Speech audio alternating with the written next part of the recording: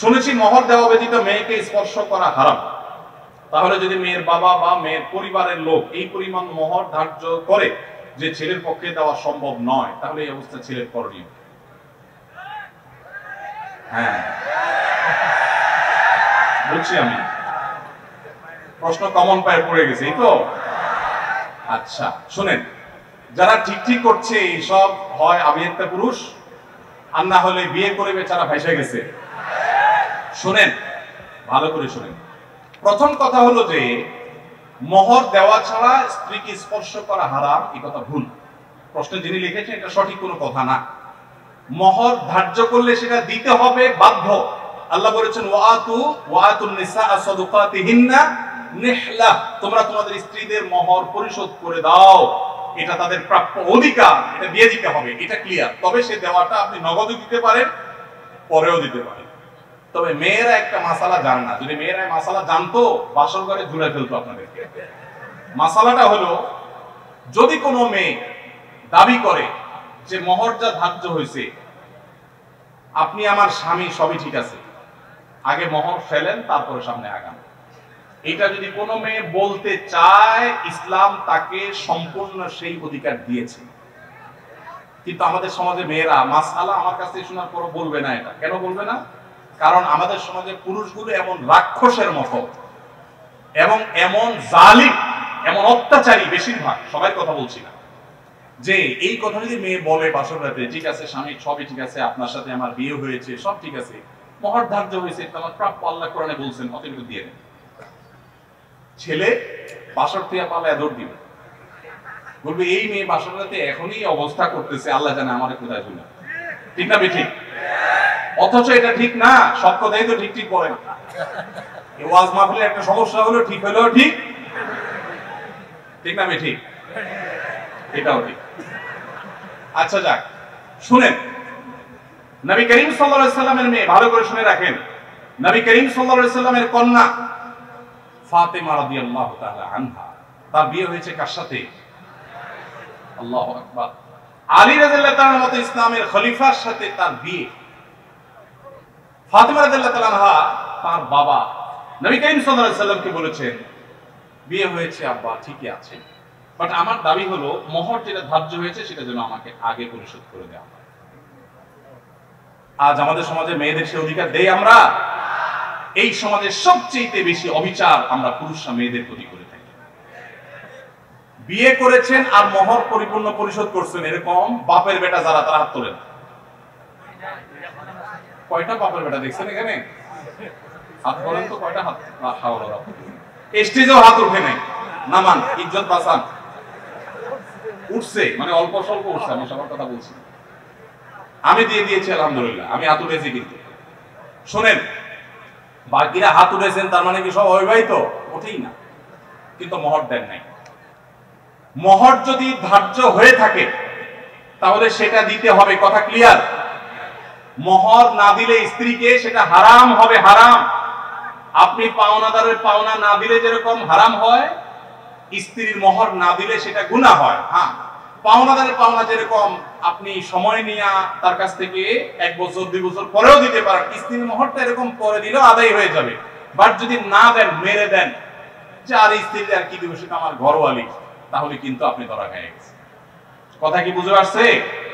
অনেক আমাদের দেশে মেয়েরা এত সহজ সরল, অনেক ছেলে আছে এমন বাটপারের বাটপার, বাসর রাতে বউরে বলে, দেখো এখন মোহর তো ধার্য করছে মুরব্বীরা 10 লাখ, আমি তো 20,000 টাকা বেতনে চাকরি করি, কোত্থেকে দিব এত টাকা?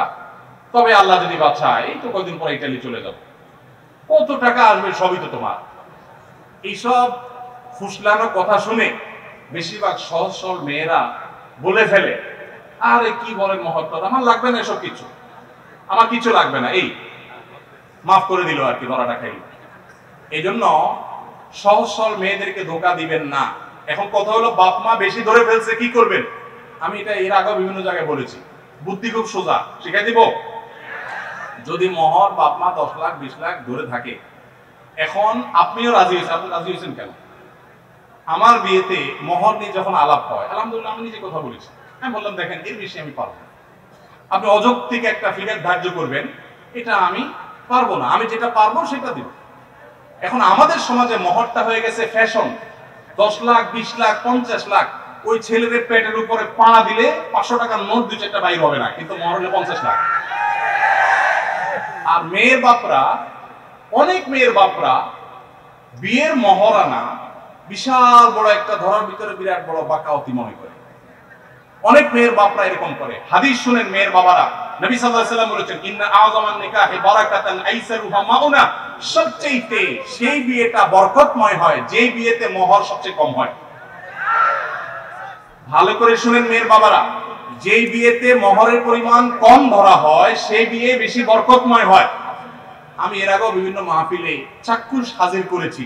যারা মুরব্বী আছেন এখানে, খবর নিয়ে দেখেন 10 টাকা, 15 টাকা, 20 টাকা মোহর ধার্য করা হয়েছে। আপনি বলবেন সে আমলের 15 টাকা, বুঝলাম সে আমলের 15 টাকা, এখনকার 15,000 টাকা বা 1.5 লাখ টাকা, এর বেশি না। তখনকার 15,000 এখন 15 কোটি সমান তো আর না। কিন্তু তখনকার ওই 15 টাকার বিয়ে যতটুকু টিকছে, এখন 50 লাখ টাকার বিয়ে অতটুকু টিকে না। অনেক বাপমা মনে করে এটা বোধহয় বিয়ে টিকানোর একটা উসিলা, এই জন্য যত বেশি ধরবো বিয়ে তত টাইট হবে। না, এগুলো সঠিক কথা না। এটা প্রথম কথা। দ্বিতীয় কথা হলো 15 লাখ, 20 লাখ, 10 লাখ, 50 লাখ বাকাওয়াতি করে জাহির করলেন, আপনার মেয়ে 1 টাকাও পাইল না। মানে কি? যতটুকু ধার্য করা হবে ততটুকু দিতে হবে। এই জন্য ছেলেরা যদি কোনো কারণে মুরব্বীদের কথা ফুসকানিতে পড়ে আপনি রাজি হয়ে থাকেন, রাজি হয়ে গেছেন 20 লাখে, সই করে দিয়েছেন, রাজি হয়ে গেছেন, এখন আপনার বাঁচার উপায় আছে একটা, হয় পুরা টাকা আদায় করে দিবেন, আর না হয় বইয়ের কাছে একটা দরখাস্ত লিখবেন। কি লিখবেন? দরখাস্তে লিখবেন, বরাবর প্রিয়তমা স্ত্রী, বিষয় মোহর মওকুফের আবেদন, যথাবিহিত সম্মান প্রদর্শন পূর্বক নিবেদন এই যে আমি অমুক অমুক আপনার নাখান্দার স্বামী, বিবাহের সময় মুরব্বীদের পীড়াপিড়িতে রাজি হয়ে এত টাকা ধার্য হয়েছে, আমি রাজি হয়ে গিয়েছিলাম, তখন বুঝি নাই যে এটা দিতে হবে। এখন যেহেতু জানলাম এটা দিতে হবে, আর এত টাকা দেওয়ার ক্ষমতা আমার নাই, আমি গরিব মানুষ, অতএব অনুগ্রহ করে আপনি সেখান থেকে কিছু কমাইয়া দিয়া বাদিত করিবেন। স্ত্রী যদি সেই অ্যাপ্লিকেশন গ্রহণ করে বলে ঠিক আছে তুমি গরিব মানুষ, যাও 50% মাফ করে দিছি, বা 40% বা 90% মাফ করে দিছি, ঠিক আছে এত দাও, বাকিটা মাফ, তাইলে আপনি মাফ পাবেন। আর যদি স্ত্রী মাফ না করে, তাহলে বলবেন ঠিক আছে আমি আপনার থালা বাসন কোসন ইত্যাদি ধুয়ে দিব, এটার বাবদ আপনি কিছু মাফ করে দেন। মানে খোলাসা কথা হলো, যেভাবেই হোক স্ত্রীর কাছ থেকে আপনাকে মাফ আদায় করতে হবে। চেষ্টা করবো তো আমরা সবাই। মোহর আদায় করা ছাড়া কোনো মানুষ যেন মারা না যায়। সবাই দিবেন তো ইনশাআল্লাহ মোহর? মোহর আদায় করে দিবেন। বেশি হয়ে থাকলে স্ত্রীকে বুঝান। আমি যদি একটু রসিকতা করে বলেছি, আপনি বুঝান স্ত্রীকে, দেখো বেশি হয়ে গেছে, তুমি তো দেখতেছো আমার অবস্থা, এখন তুমি একটু স্যাক্রিফাইস করো, আন্ডারস্ট্যান্ডিং করেন। সে যদি কমায় দেয় তাহলে সেটা জায়েজ আছে, কোনো অসুবিধা নেই। এই জন্য কাঠি কিন্তু বইয়ের হাতে, যাদের মোহর বেশি ধরা হয়ে গেছে বইয়ের সাথে বেশি তাফালিং করবেন না, নরম নরম সুরে মাফ করায় নিবেন। আমি এবং আমার ভাই মাঝে মধ্যে শুধু ফুচকা, ছোলা বুট বা চটপটি খেয়ে থাকি। এখন এগুলো খাওয়া কি ইসলাম নিরুৎসাহিত করে? এবং এগুলো খাওয়ার আগে বিসমিল্লাহ বলে খেলে কি ইবাদত হবে? যে কোনো খাবারের শুরুতে বিসমিল্লাহ বলবেন, কিন্তু ফুচকা, চটপটি বা যেটাই খান দেখবেন এটা স্বাস্থ্যসম্মত কিনা। আপনি রোগী, আপনার সমস্যা হয় পেটে, আপনি এগুলা খান আর গ্যাস্ট্রিকের ওষুধ খান, এটা আমাদের বেশিরভাগ লোকের অভ্যাস, তাই না? একদিক দিয়ে এগুলা খাবে, চানাচুর ফুচকা খাবে, চটপটি খাবে, আবার খায় কি খাবে? গ্যাস্ট্রিকের ওষুধ খাবে। আমরা স্বাস্থ্য অসচেতন মুসলমানরা। আমার অবাক লাগে যখন জাপান, কোরিয়া এবং পৃথিবীর বিভিন্ন দেশে মানুষদেরকে দেখি, তারা স্লিম, তারা সুন্দর, চিকন। আমার অবাক লাগে, তাদের লাইফ স্টাইলটা সুন্নাহ সম্মত। তারা এমন কোন খাবার খায় না যেটা তাদের স্বাস্থ্যকে নষ্ট করতে পারে।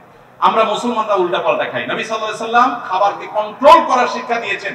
আমরা লাগামহীন খাই, এইজন্য মেদভুঁড়ি হয়ে যায়, অল্প দিনে মোটা হয়ে যায়। অনেকে অবশ্য খাওয়ার কারণে মোটা হয় না, জিনগত বা অন্য কারণে মোটা হয়, তাদেরকে আবার দোষ দিয়েন না। কিন্তু আমাদের খাবার ক্ষেত্রে লাগামহীনতা, এটা আমাদের দোষ। এই দোষ থেকে আমাদেরকে বেরিয়ে আসতে হবে।